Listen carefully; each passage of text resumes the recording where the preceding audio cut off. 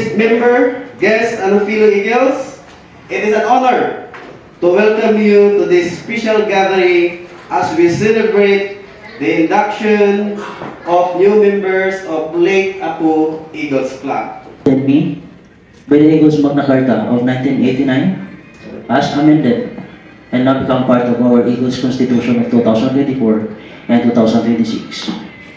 I hereby declare this induction of new members of Lake Apo Eagles Club is hereby called to order.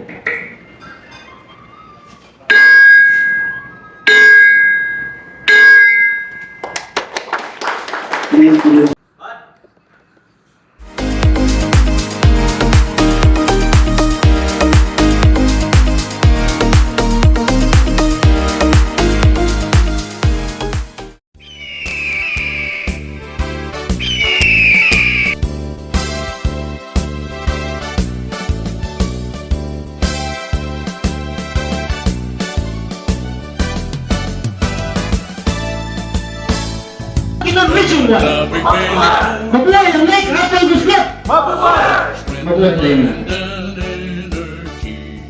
We dedicate fraternal love, service for the good of all humanity. We're Eagles, the Philippine Eagles, lasting peace, our noble mission. We're Eagles, spread to all people, pillars of a nation. For brotherhood we work and serve, peace, equality, and unity. Blessed with zeal of human care, we will share our lives to all humanity. We're Eagles, the Philippine Eagles, lasting peace, our noble mission. We're Eagles, spread to all people, pillars of the nation.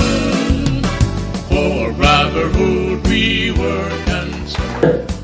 As your charter club president of Lake Apo Eagles Club, I hereby declare this induction of new members is now adjourned.